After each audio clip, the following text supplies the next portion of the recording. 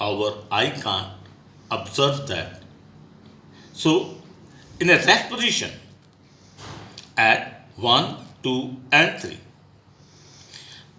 O was the initial rest position, but after that, this object will not rest on this O, it will move between the 2 points A and B.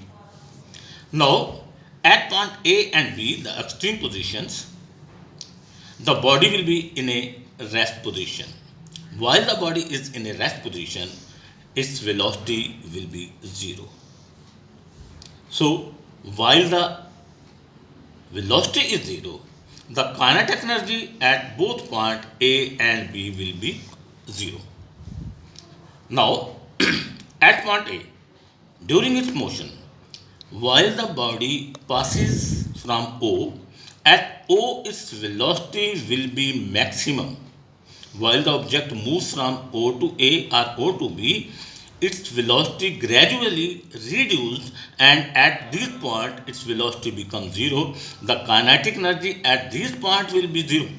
But while the body passes from point O, its kinetic energy will be maximum.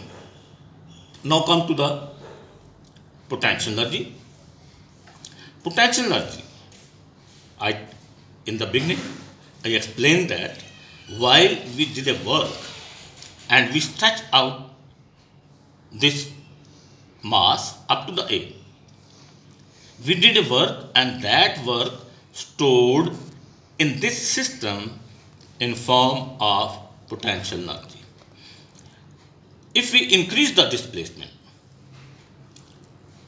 the potential energy will also increase. So we can say that potential energy also directly proportional to the displacement. As we keep on increasing the displacement x, the potential energy will also be increased.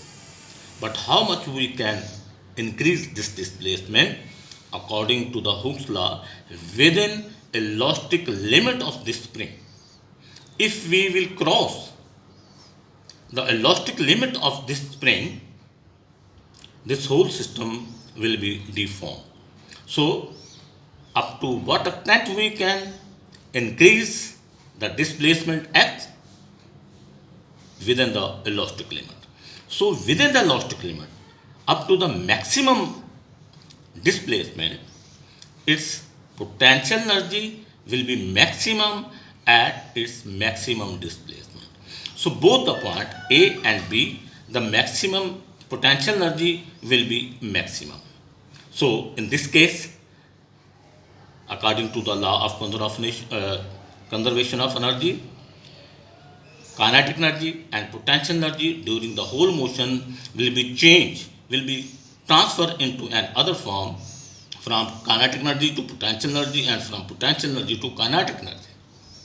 But according to the law of conservation of energy, the whole energy of the system during its motion will remain constant. The one thing very important that if the energy will remain the constant, so it should have to remain in motion according to the Newton's first law of motion. But why do it stops? Gradually the displacement on either side A and B decreases and motion becomes slow and slow. And a time comes that this object comes into the rest. Why do? Because we in the beginning we suppose that this surface, this horizontal surface is a frictionless, but actually practically it is not like that. So therefore, because of the friction of the surface between the surface and this mass, the motion will be slowed down and a time will come that again the mass will become stationary and will at that point its whole energy will become 0 and the body will come into the rest position.